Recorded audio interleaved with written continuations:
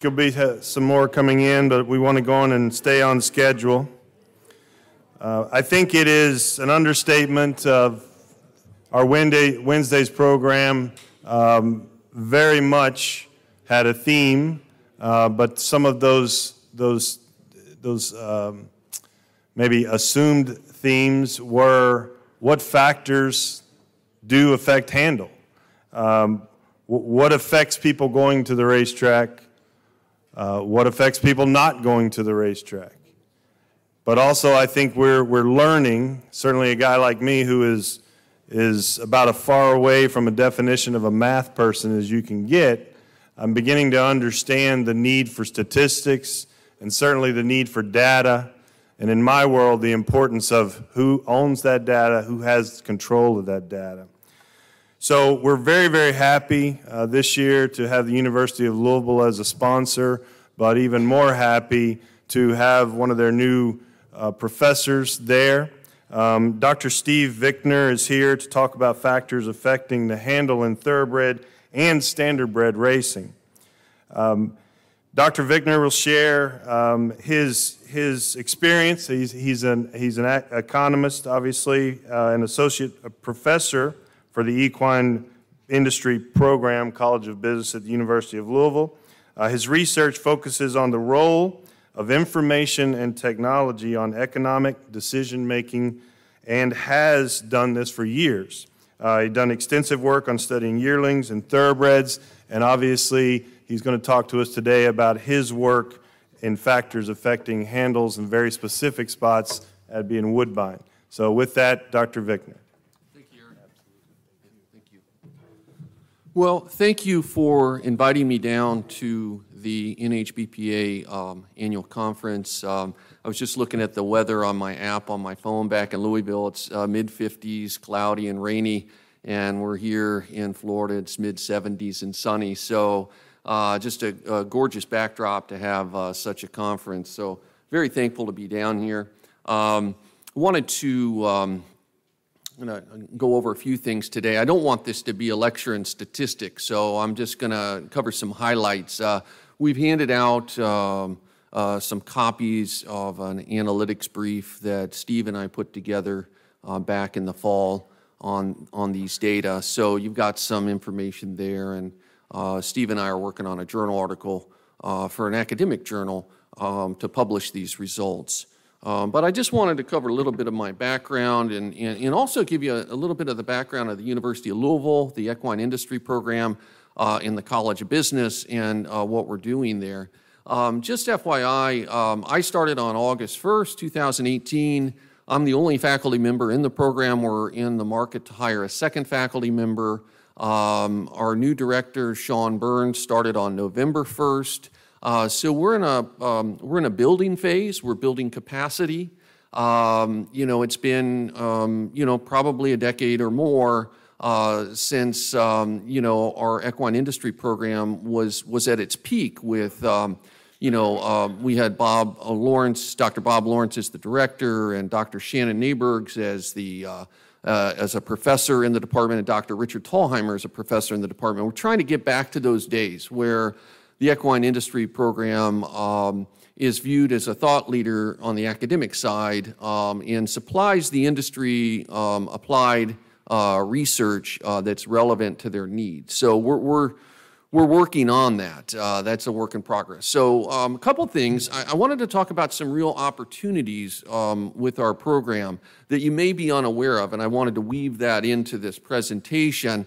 So in the College of Business, we have a new Master of Science in Business Analytics program. It just started this past fall of 2018. I teach Data Analytics Part 2 in that program. We have a three-part series, Data Analytics 1, 2, and 3. I teach Part 2 in that. We have the students in the program take 1 full year of programming and statistical analysis. They get skills in R, Tableau, SAS, Python. They get skills in data science and data mining and data analytics. And we have 44 students in that program, and each year, those students have to do a capstone project at the end of their program. So they have 12 full months of training, and at the end of their program, they have to work on a several-month capstone project before they can graduate. And so the program director, my colleague Jeff Guan, he's soliciting projects on an ongoing basis. So I just spoke with someone, Frank from Virginia, about a few projects. And I see Pat Cummings out there with the Thoroughbred Idea Foundation. You know, and we've talked about some projects. I want to share with you, this is a big opportunity because every year we're going to have, our goal for next year is to have 100 students in the program. We're at 44 right now, and this is the first year the program's been offered. There'll be teams of 4 to 5 students, or teams consisting of 4 to 5 students working on projects that are industry relevant. So what I'm doing is I'm soliciting as many ideas as possible from the equine industry, in particular thoroughbred horse racing, as project ideas, and these teams then would work under my supervision, and it would be a force multiplier effect. Right now I'm a team of 1, and so if I could have several teams of 5 students each working on studies relevant to the industry, I think that's a big opportunity. And these would be projects that the students would do for free. What we would need would be data. And so that would be an in-kind contribution. So just FYI, that's a huge opportunity. The second bullet point there, this is in development, but this will come to fruition. I'm on the graduate certificate committee in the College of Business, and we're developing a very standalone graduate certificates for someone who has a bachelor's degree from any university. You can get right now a certificate in franchising management. The one that just got approved is the distilled spirits management certificate. And then we're in the process of developing a horse racing graduate certificate. So to provide graduate education to individuals in the horse racing industry. And so it would be a 9-credit-hour, 6-course sequence that would stand alone by itself. And then should one want to, you could apply those 9 credit hours towards your MBA at the University of Louisville, and that would be your concentration. So you'd have an MBA in the horse racing industry. And so that is in the works. And just FYI, we're the only AACSB accredited equine business management program in the world at the undergraduate level. And at the graduate level, when this comes to fruition, we would be the second AACSB accredited horse racing program in the area of business management in the world. The other one being the University of Liverpool. So that's another big opportunity because students in that program would also be required to have projects. And so we would be seeking project ideas from industry and also data for those projects, okay? And then lastly, I just want to talk a little bit about my undergraduate teaching because in those courses, like the 402 course, the capstone seminar, it's the culminating undergraduate experience course. Each student in that program, we have a culminating undergraduate experience for every major in the College of Business, whether it's finance, accounting, or in the equine industry. Each student has to work on an applied, relevant, unique, original project. And so I've got 7 students right now working on auction papers. 6 of those are using data from Keeneland auctions from the past, either yearling auctions or broodmare auctions or horses of all ages auctions.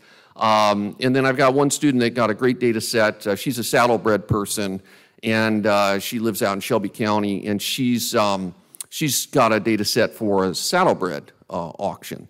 And I've got 3 other students in that class doing economic impact studies, one on the new harness racing track that got approved in Kentucky, doing the economic impact analysis of that. I've got a student doing the economic impact analysis of animal health policy, and then another student doing an economic impact analysis of the Arabian Horse Show that takes place in Scottsdale, Arizona every year. So again, if you have data sets and projects that you would like to work on, the 402 class is an excellent opportunity for our graduating seniors to sink their teeth into a relevant study. And then again, it would help us be more relevant to the industry and provide more research productivity. In my 304 class, the equine marketing course, I have student teams in there. I have 6 teams, and they each have to produce a marketing plan for an equine industry project. So this year I've got them working on various racing projects, and there's a stud farm project for 3 Chimneys. I've got a tourism project for the horse park. But again, there's an opportunity to have a student team work on a marketing plan for a project that might be of interest to you. And then finally, my 302 class, Equine Economics, the students individually each have to write a paper in there, and they need data for their papers and project ideas. I supply those right now, but if you have any ideas, please reach out to me. You can just go to the University of Louisville website and just Google my last name, and you'll have my contact information there. So I just wanted to give you a quick update as to what we're doing in the equine industry program, trying to bring the program back to its high water mark from a few years ago. All right, my background in terms of research, I've been working in this area since 1997. My area in general is agribusiness, but I'm an applied economist, and I study a lot of economic data, so we call that econometrics. I just published a paper last fall in the International Journal of Sports Management and Marketing on the Keeneland yearling auction from a few years ago. And my most cited paper in the equine industry, and as it turns out, it's the most cited paper overall on equine business, is the one that I published with Steve Cook back in 2001, again, using data from the Keeneland yearling auction from that time frame. I started on August 1st. Within my first 2 weeks, I started this new series. It's a new initiative called the Analytics Brief Series. It's a short-form content piece. I like these to be between 400 and 600 words, short enough to get read, long enough to get indexed by Google. And this one was my first on August 15th, and I was looking at a financial economic impact analysis of the repeal of PASPA on 11 casino and gaming stocks. We just call it financial economic event analysis. This got picked up right away by the Thoroughbred Daily News. These are getting picked up by the Pollock Report and many other industry-relevant publications. And behind each one of these then becomes a white paper, and then that becomes an academic journal article. So that this particular paper I'm sending to an international journal of sports finance. They requested that. This is the handout that Audra was so gracious to make and hand out. Steve and I have been working on these data since I was a faculty member at Ohio State University, and he was at Woodbine Entertainment collecting these data on thoroughbred racing and standardbred racing. But I've readdressed these data with more modern methods, and we handed this analytics brief out so you can see the look and feel. It's just like a fact sheet, just findings and insights from the studies that we're conducting. We did one on standardbreds at Woodbine and Mohawk. Not as interesting to this group, but I'll just highlight the results out of that. In previous handle studies, just FYI, there's a body of work out there. Steve, just FYI, he was my undergraduate student at University of Kentucky. I was there from 97 to 04. It was my first academic job out of grad school. And I was on faculty there, and he grew up on Claiborne, so he had Secretariat running around in the front yard, and he did his undergrad with me, and then he did his master's degree with me. And he went to Keeneland in the auctions for 3 years. He worked in marketing, and then he went up to Woodbine Entertainment for about 12 years, started out on the backside and ended up as VP of Thoroughbred Racing. So very proud of Steve. He's the best graduate student I've ever had. And now he's the executive director of the Safety and Integrity Alliance at the NTRA. So we still work very closely together, which is very characteristic of, professors and their graduate students, especially a student like Steve, where he's just very interested in trying to find insights from these data. So he's done a lot of work in this area. And Martin Smith at Duke University, he published a paper in Applied Economics in 2001 on this topic, and our results are very consistent with that study. Ramon DeGennaro, he published a study back in the late 80s in a very good journal, and Margaret Ray has done a lot of work in terms of conference papers and working papers on this topic. So our results that you'll see today are highly consistent with the previous studies that have been done. And that's a hallmark of good research. You want to make sure that you've read the other studies and that your results are building upon those. So for this particular thoroughbred study, and again, I don't want this to turn into a statistics lecture, so I'm just going to highlight some of these results and then talk about more opportunities for partnering in future research. But this is from the 2011 racing season. There were 165 race days. There were 1,515 races. Just FYI, if you compare this to the McKinsey study that was done with the Jockey Club a few years back, they had data on over 600,000 races. So, with that kind of data, you can, find more insights, and there's more heterogeneity in the data to mine those data to find different insights. When you're working with a given racing season, there's some advantages to that, but we always would prefer to have more data. And again, these are some of the partnerships that I would like to forge with the industry to acquire more data and more recent data. The dependent variable in the model, we're trying to explain variability in all sources handled per race. And so that included the home market area, like basically on track, and then simulcast data. So that's all sources handled per race. And then we tried to explain the variability in all sources handled per race with things like field size, field quality, and race conditions. We used purses as a proxy for quality of the races, the distance of the race in furlongs, the surface, was it on grass or dirt, weather, temperature, wind, precipitation, and seasonality. So we controlled for everything there: day of the week, month of the year. Was it the first day of the season? Was it the last day of the season? Was it a particular big racing weekend? And so we controlled for everything we could observe. On the standardbred model, this is a little bit older data, 2009 racing season, there were 241 race days, 2,742 races.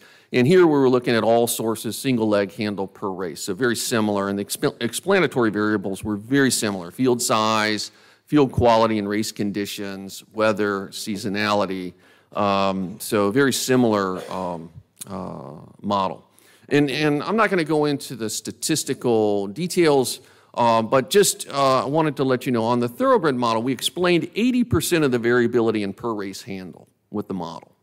And in the standardbred model, we explained 60% of the per race handle. And that's actually pretty good, but I'll allude to some opportunities to improve the fit of the model later in the presentation. So those are actually very good metrics in terms of the model fitting the data, but there's certainly more opportunities to improve that if we had additional data, and I want to talk to you about that additional data. So I used what's called a multi-level mixed effects model on each one of these data sets, and I was able to control for the differences across race days beyond the explanatory variables that were in the model. And also, I was able to control for the relationship between handle on earlier races of a race card and later races of a race card. Now, some of that, you might say, well, isn't that churn? Yes, but some of it has to do with the products, like pick 3, pick 4, that sort of thing.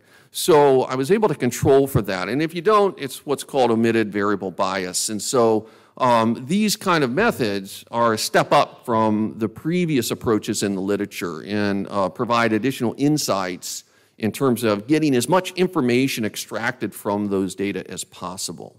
And given that I was just looking at one race season at a time, this kind of specification was entirely appropriate.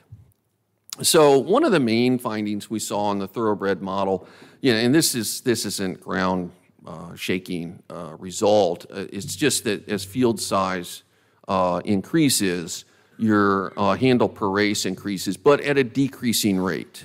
Okay, so there's diminishing returns there. So that's something that was a very clear pattern in the data and consistent with other studies that have been published. What was a positive contributor towards that per race handle? Well, the purses. So we use that as a proxy for race conditions / quality of the race. Big race days, and up there it was like the Queen's Plate, the opening day, Good Friday, July 1st, the closing day, and so on. So those big days were positive contributors towards per race handle. Negative relationships determining per race handle. Distance, I thought that one was a little peculiar, but it was a persistent result throughout these data. And in related studies as well. Off turf, what does that mean? If the weather was such that you couldn't run on the turf because it was too wet, oftentimes there are a few scratches when that happens. And so whenever those races were canceled and taken off the turf and put on the dirt, per race handle obviously went down. And part of that, because the field size was decreasing, and the larger the field size, the higher the per race handle, it was sort of a compounded effect. So whenever you had a off-turf event, the field size shrank.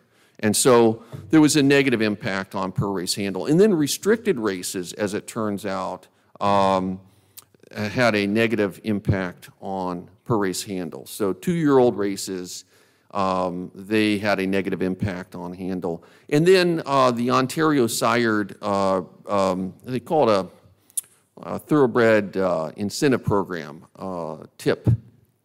And the Ontario sired restricted races had a negative impact on handle. However, because those restricted races had larger field sizes, that more than offset the effect. So net, the handle was higher when you included the fact that they were larger field sizes. And this is entirely consistent with the study by Martin Smith at Duke, where he analyzed the breeding incentive programs in California.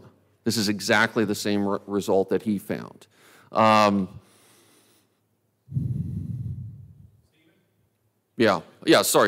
Pat? Would a 10-horse field, that's the 9th race of the day, open conditions, on average handle more than a 10-race field, the 9th race of the day, restricted conditions? Well, that's a great question.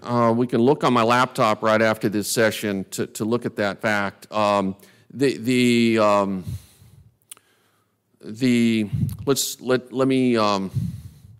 Let me address that right after this session because I did an analysis on that. Ceteris paribus, all other things being constant, if you had those two type of races you're comparing, the latter would have higher handle, okay?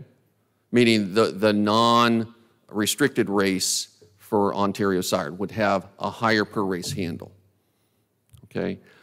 But you have to understand when you do that kind of analytics, just like was fleshed out in this 2001 study, and Applied Economics is a top journal in economics, just FYI, in academia. He does a breakout of that kind of analysis where you say, if you have a restricted race, that per race handle is lower if it was part of that breeding incentive program, but because it had larger field sizes on average, net, it ended up coming out ahead. Okay, and that's the exact same result that we had found. So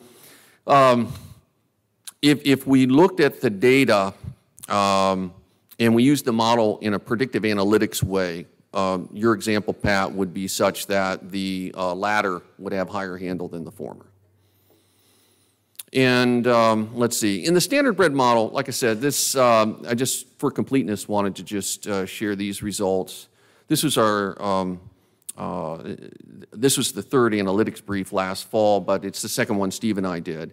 The positive relationships were field size again, race conditions as proxied by purses, big race days, and then in this particular model, the standardbred model, the Ontario sired restricted races in and of themselves had higher per race handle, okay? It didn't, we didn't have to account for or control for field size in this because most of the time the field size was about the same. So the Ontario sired restricted races actually positively benefited the standardbred races. And then negative relationships, trotting races as opposed to pacing races had a negative relationship. And then adverse weather conditions. And we controlled for weather, like I said, precipitation, temperature, and wind. So future directions, this is what I wanted to spend a little bit more time on as a call for data. Some things that I'm doing with the data that I just covered, I'm also analyzing these data on a bedding pool level and by channel. So bedding pools, win, place, show, and so on, and by channel, on track, like at Woodbine, versus simulcast. I have that split out. And that's a much more complex modeling methodology. And so I'm getting good results on that, and it's a deeper dive into the data. And then the second bullet point there, I'm considering the competitive effects of closely timed races at rival tracks, in particular in New York. And so to do this correctly, one has to use a different methodology than has been used before. And so this survival regression methodology is often used in the healthcare sector, looking at patient outcomes. It's no different when you're looking at competitive effects on individual races, individual races at Woodbine, and looking at competitive effects from New York races timed a minute before, 2 minutes before, 3 minutes before. It's the same fundamental problem. And so getting good results on that. Some opportunities to improve the study, like I said, in the thoroughbred model explained 80% of the variability in per race handle, standardbred 60%. So there's opportunity for improvement. There's some omitted variables, in other words. But we used every piece of data that we had access to. So if we could get more data, what I would like to do is merge to the data we have the actual horses to the races, right? I don't have that right now. I don't know which horses were in those races. I just know it's race 1, race 2, race 3, race 4 on race day 1. And then on race day 2, I know it's race 1, race 2, race 3, race 4. Well, I could easily merge in the actual horses to that if I had access to those data. And that would help me explain more of the behavior on per race handle. But I don't have those data. Steve doesn't have those data. So I can't assess the impact of that. But that would certainly improve the performance of the model. And I would be able to know with perfect certainty then what's the performance of each horse prior to that race. All the way up into that race, what's the performance of that horse in that race prior to that race? Okay, but that's a much more data-intensive approach. If I have that, then I know who the jockeys are, right? I know who the jocks are, and I know who the trainers are. So that gives me additional information as to why per race handle varies across a race day and as we go across race days across the racing season. I don't have those data. Another thing we could do is if we have that information, we could also bring in the horse/jockey safety issues, right? So did that jock fall off a race before, 2 races before, a week before, a month before? Were there any issues with that particular horse a month ago, 6 months ago, a year ago? So if I have that kind of information, I can then better explain variability in per race handle. And then on the betting side, so I know at a pool level, win, place, show, versus the home market area versus simulcast, or what we call export, I know in total how much was wagered, but I don't know who did it. I don't know if they were small-time bettors or large bettors.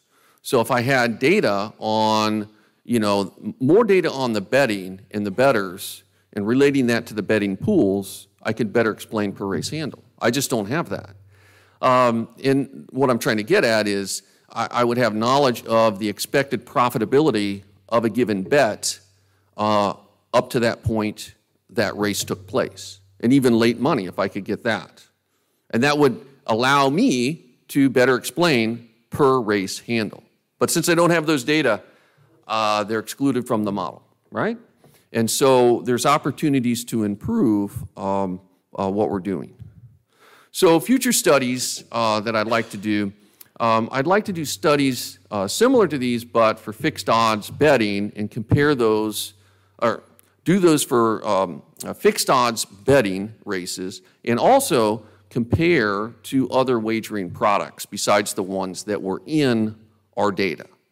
Okay, so more exotic bets.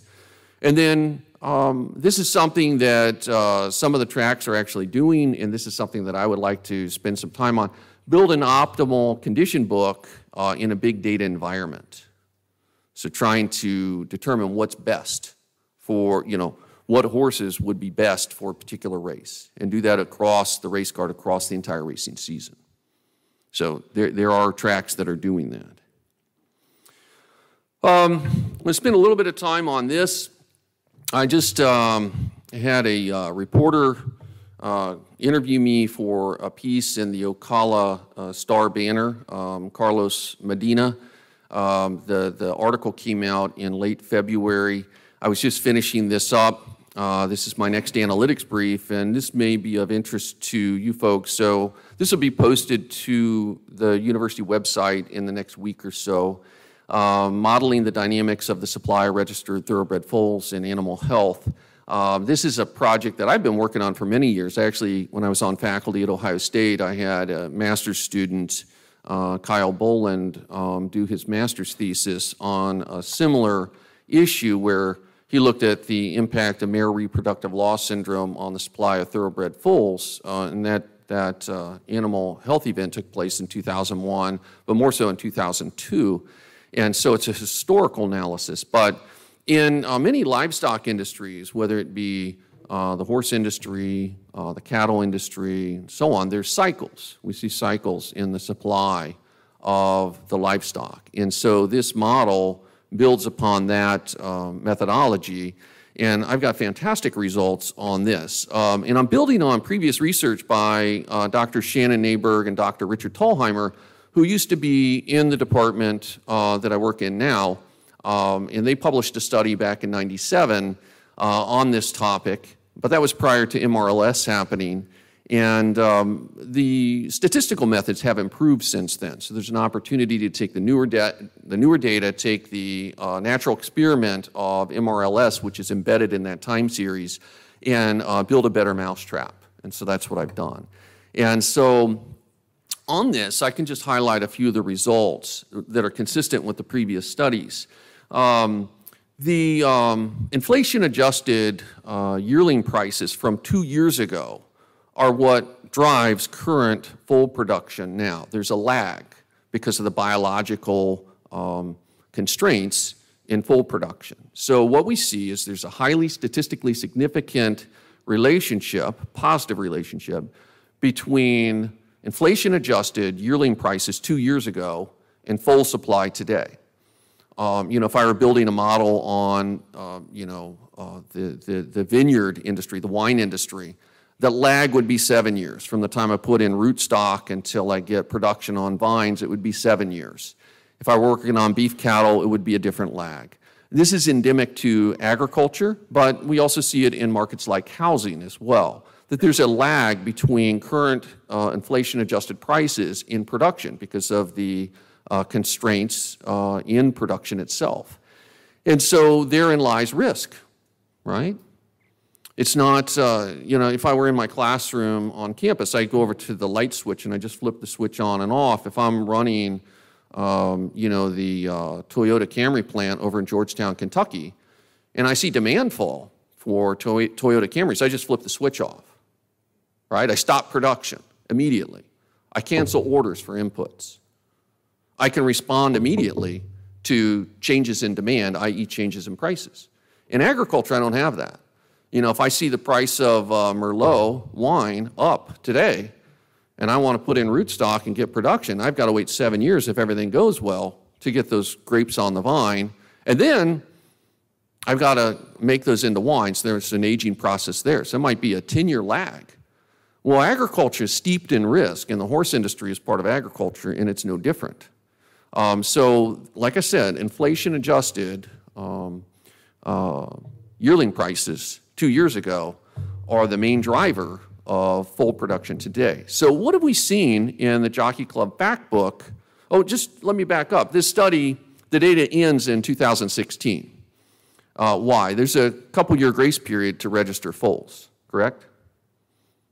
So the latest data that I can use is through 2016. So what have we seen in 2017 and 2018 in terms of nominal yearling prices? Have they been up or down? They've been going up. If you adjust those for inflation, they're still going up. So knowing that, what would we expect foal supply to do if this model is predictive of the future? We're starting to see an uptick in those yearling prices, inflation adjusted, over the past couple of years, 2017 and 2018. That's a positive effect on future foal supply. So that's a good thing. Also, 2 years ago, if you take inflation-adjusted average livestock farm expenditures, there's a strong, highly significant inverse relationship between foal supply now in real or inflation-adjusted farm expenses 2 years ago. Those, unfortunately, are continuing to go up, okay?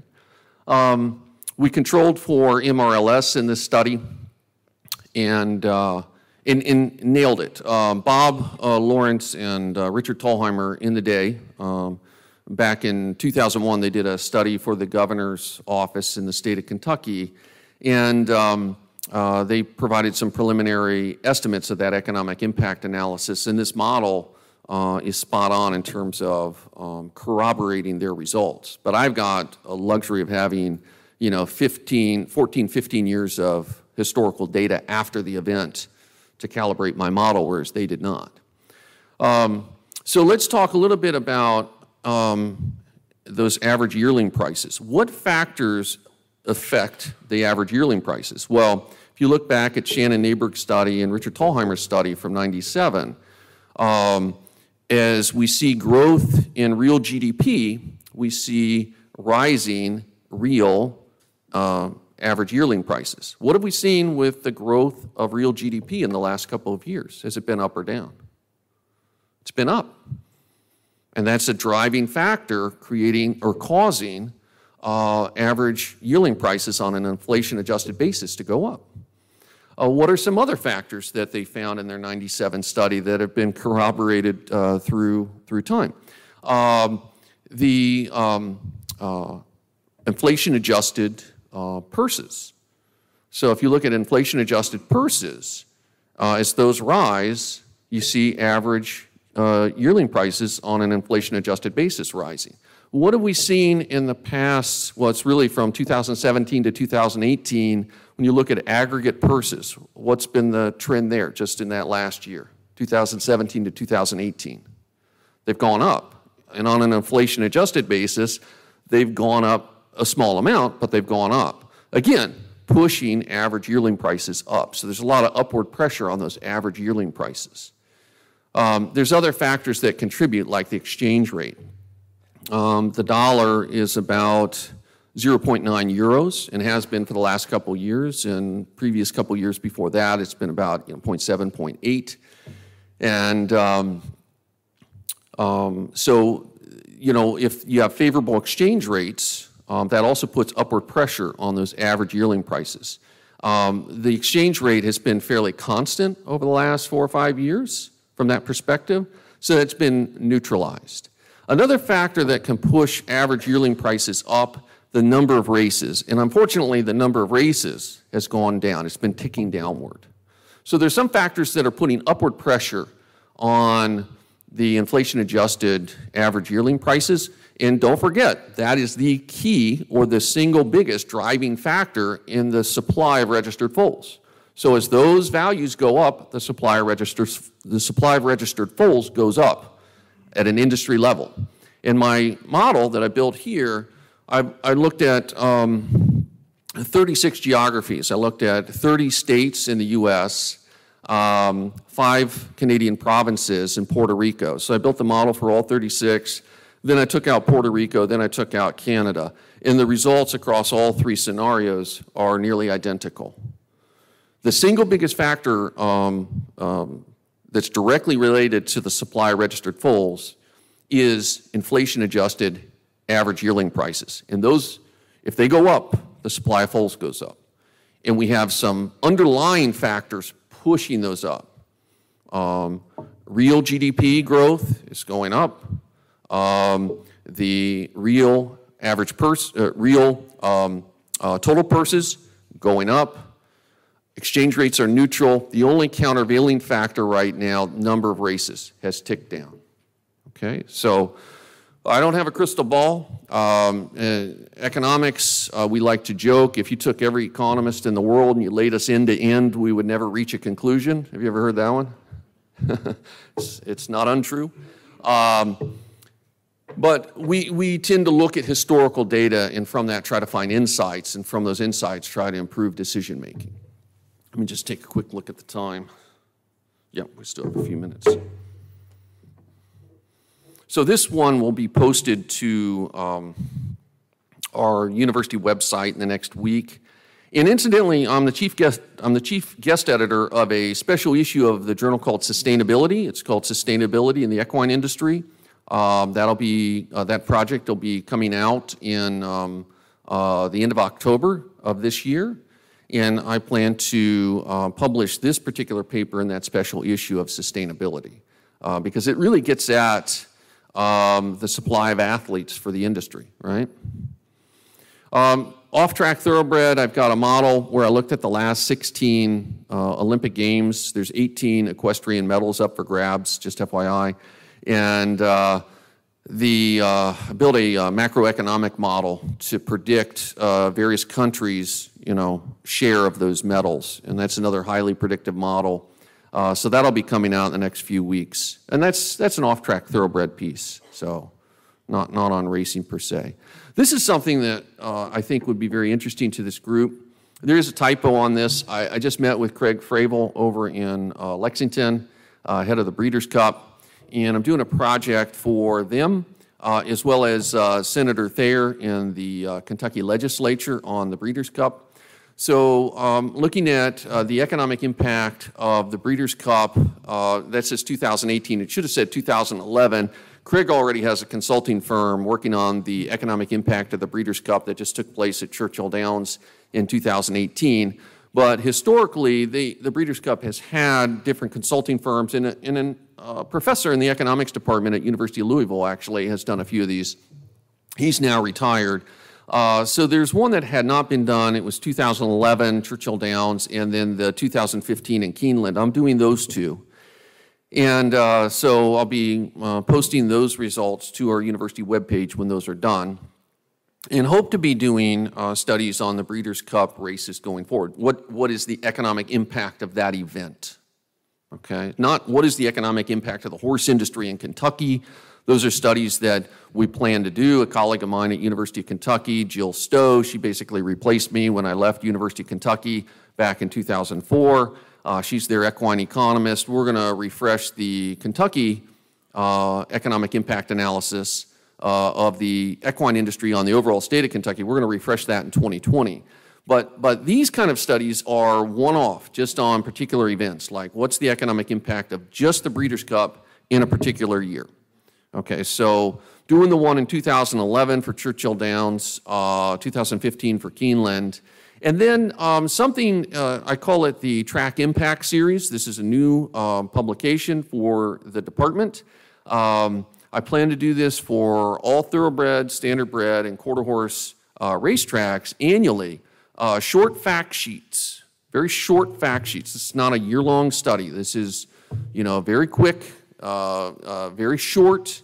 What is the economic impact of each one of those racetracks in North America each year? So that's a very powerful tool that racetrack managers can utilize for a variety of purposes. And so since I'm funded in Kentucky, as well as my whole department, we're funded by the racing industry, we'll be doing those studies for free. We'll be doing those studies in the state of Kentucky each year for free. But as we go outside of Kentucky, our only request would be to have the racetrack pay for the data, and if I need to hire a graduate student for 2 weeks to help me do the study, you know, some compensation there. And then some in-kind contribution in terms of filling out survey instruments on sources of revenue for their racetrack. But that, I think, will be very promising, building those annually for every TBSB and QH racetrack in North America. And again, that's something net new, a new research product for our department. So that having been said, we're just at about a quarter after. Open it up to any questions. Yeah, go ahead. The most shocking thing I heard you say was that distance negatively impacts. Yeah. And I can only assume that's more of a parabolic relationship as opposed to linear. Is there an ideal race distance to maximize that? Yeah, we looked at that. We put distance in as a linear term and as a quadratic term. As it turns out, that quadratic term was not statistically significant in the thoroughbred model. Only the linear term was, and it was had an inverse relationship with per race handle, so it had a negative sign on it, and it was statistically significant. So that, as I indicated during my presentation, that was a little bit of a surprising result, and that's something that as I get access to more data, I want to track that. Yeah. Yes.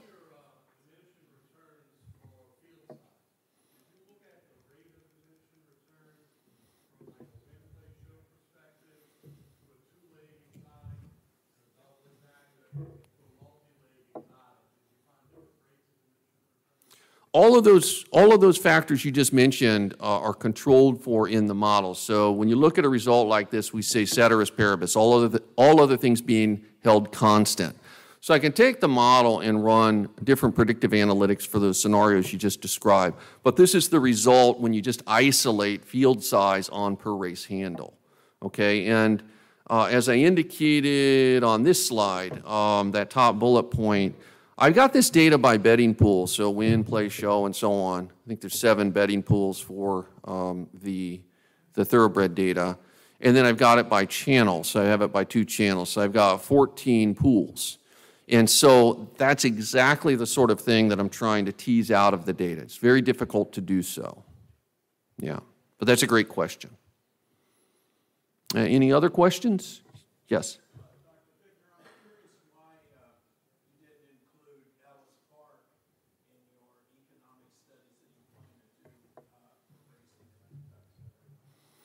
It's not that I'm not going to do it. These are the ones that we have on the docket thus far. So when I say that I'm working with Sherry at Kentucky Downs, she's their CFO. Ted got me in contact with her, so she's going to fill out the survey instrument. And then Jim, his name escapes me, at Turfway. He's going to fill out the survey instrument. He's in the finance/accounting department there. And then once we get those 2 built, then we can share those results with Keeneland, Churchill Downs, and other tracks, you know, the Thoroughbred and Standardbred in Kentucky. So we've got 5 thoroughbred tracks, and then there's the Red Mile and so on. So we've got, it's not that we're not going to do it. These are the first 2 we're doing. Yeah, so we want a proof of concept. We want to have the product finalized so that we can share that with all the other tracks. Yes? Doctor, what effect, or I didn't hear, at least I didn't hear discussion, the effect of national, state income tax and sales tax on the future direction? On this study here? Now, on your studies, as you talk about the future direction of the racing industry. Yeah, so in this model here, and I mention it in the write-up that to improve the performance, the predictive performance of the model, one would necessarily include information on tax implications of things like brood mares and ownership of these actual yearlings that are a variable in the model. So yes, those are factors that were in previous studies, and those will be factors in future studies as well. So on this particular model, I don't have those data because I have 36 regions in 19 years of data for each region.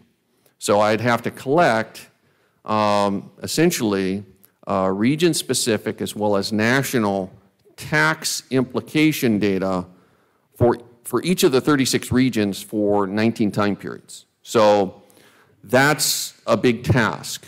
As it turns out, the model, if you don't have it in the model, because I don't, I'm still explaining over 90% of the variability in full supply without it.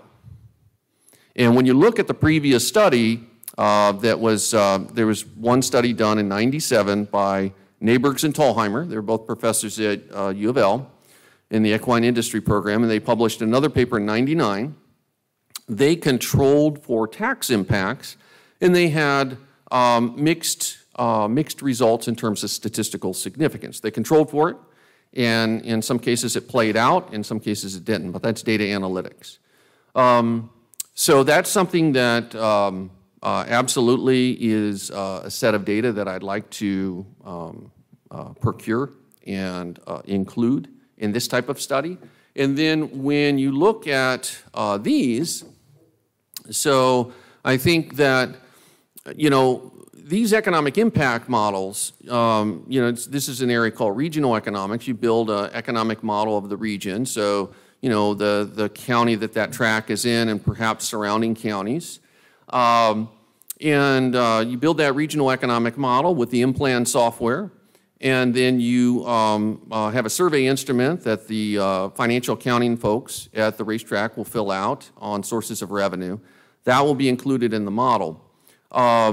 The economic impacts that I'll track are on employment, labor income, value added, and overall sales, or what we call output, but it's basically dollar sales. And I'll have direct, indirect, induced, and total economic impact for each one of those four measures. We also, as part of this modeling effort, have economic impacts on local, state, and federal tax receipts, okay?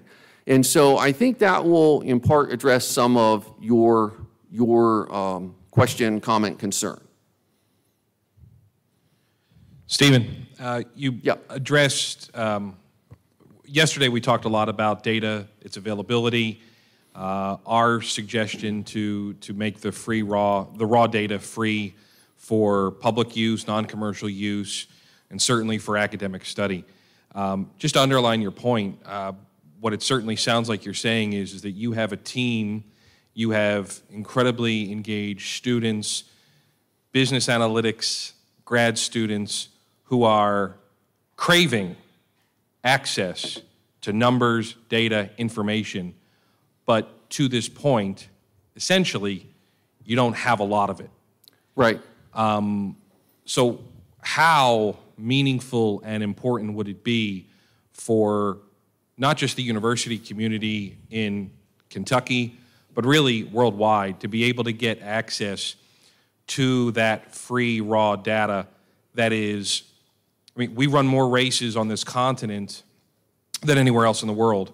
All of that information is tied to a financial market because it's all pari-mutuel up to this point. So how, if you could maybe quantify the degree of importance that would mean to you, your study, your students, and probably the beneficiaries of this ultimately, the industry as a whole.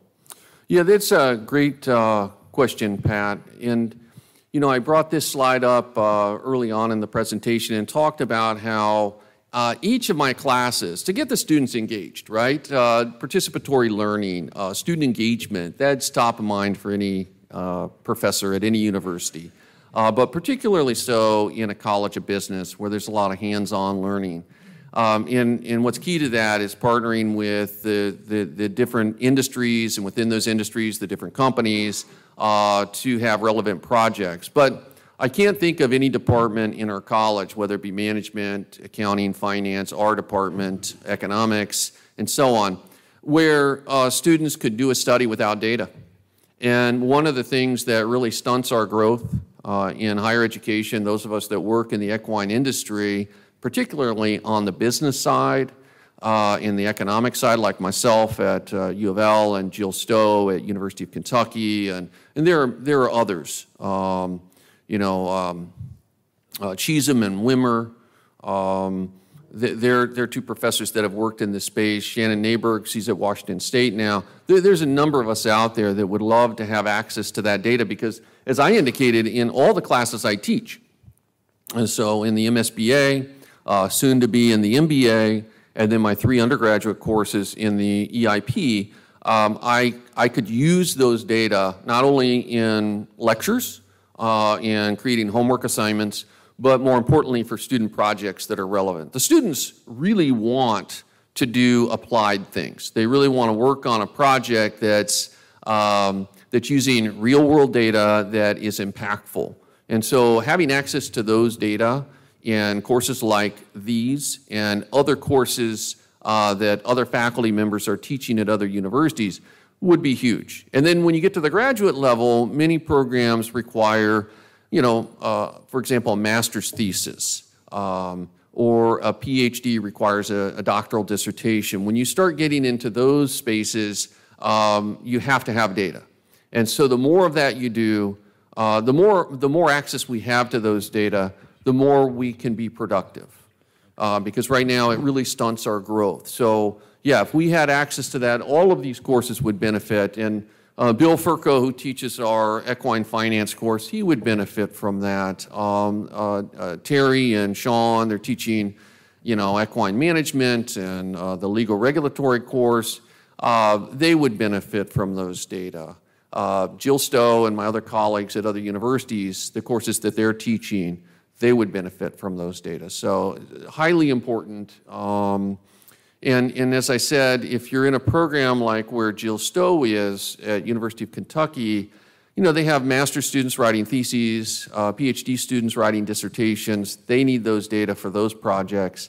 But for my own publishing, those data would be incredibly beneficial.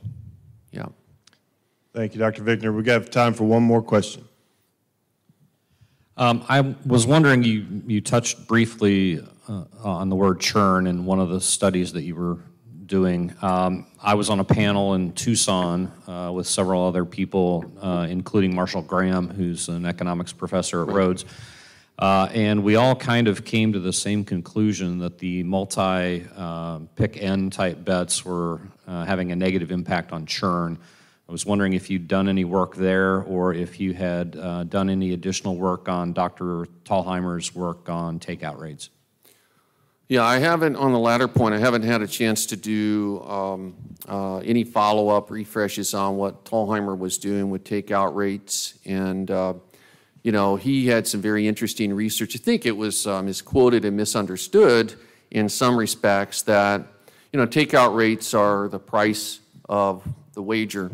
And so you think about if you have a product with an inelastic demand, so it could be an addictive product like alcohol or cigarettes, or it could be a product that's health-related like insulin. The demand curve for those kind of products is very steep. So if I raise prices and I face that kind of demand curve, then my revenue will go up. But for many products, the demand is relatively flat or elastic because there's a lot of rival products in the marketplace. So if I were to raise prices in that kind of market, my revenue will go down. And so Thalheimer's work on takeout related to that, and it's often misunderstood. If the demand for your product is steep or inelastic, you can raise prices and increase revenue by definition. And I just gave you some examples where that holds. And then if your product faces a demand curve that's flat or elastic, you have to reduce prices to increase total revenue. That's just one of the laws of economics, and we see that industry after industry after industry. It's a proven fact. So that's what Thalheimer was getting at with takeout rates.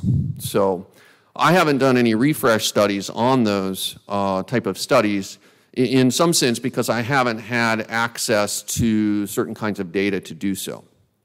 So recently, it was in December, I had a conversation with Bill Knopf at Monmouth Park in New Jersey, and he'd like me to study the 2019 racing year. Okay, so we got to get through 2019. Study the 2019 racing year and compare the results. Do a variety of comparisons, but do a variety of analyses looking at per race handle, but also looking at the impact of sports wagering in the context of that 2019 racing year. And so Thalheimer in the day got most of his data from Monmouth Park. And so we're very fortunate to still have a relationship with them. And Bill indicated he would be willing to supply data for a study like that. The key to doing it is getting the William Hill data, which he doesn't have access to, and he's trying to get that data. Okay, he certainly has access to all the horse racing data, right? So in that vein of research, that'll look a lot like what Thalheimer was studying in the day, right? Your other question you had, the first one, could you repeat that just real quickly? Yeah. Yeah. So on that,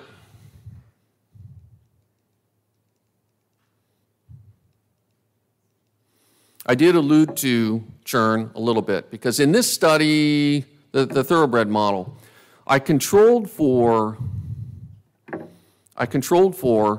within a race day, I controlled for the relationship between handle in across races on a race day. So I looked at race 2 versus race 1, race 3 versus race 1, race 4 versus race 1, and so on. And then race 3 versus race 2, race 4 versus race 2, race 5 versus race 2, and so on. So that's the second bullet point there where I talk about my multi-level mixed effects model. I controlled for that sort of what we call autocorrelation in per race handle. And that was statistically significant and highly so. So there is a relationship across races within a race day, but it's only for near races, not for races that are far apart. So race 7 versus race 1, race 8 versus race 1, race 9 versus race 1. That relationship breaks down, but 2 versus 1, 3 versus 1, 3 versus 2, 4 versus 2, 4 versus 3, 5 versus 3. Those relationships were highly statistically significant. So I labeled it, I created a term called wagering inertia. So there can be different reasons for that. One could be churn, and the second could be these like pick 3, pick 4 type bets that are forcing handle to be related across races. So that's controlled for in this model, and it's highly statistically significant. And this is actually one of the big contributions to this modeling approach because no one's teased that out the way I have. Now, that having been said, this first bullet point here, looking at betting pools by channel, I've got betting pools for those exotic bets, right? I've got betting pools for pick 3. I got a betting pool for pick 4. And what I'm trying to do in this particular model, that first bullet point there, is dive a little bit deeper into that relationship. Because there's things I can do with this methodology, the SUR methodology, that I can't do with the other. So you can't have it all in one model. So I saw some evidence that across races in a race day, there's this wagering inertia, and there's some explanations behind that. To get a deeper dive, I'm looking at the betting pool level by channel and trying to explore the relationship there. So that's work in progress. Yep. I think we're out of time. All right. Thank you.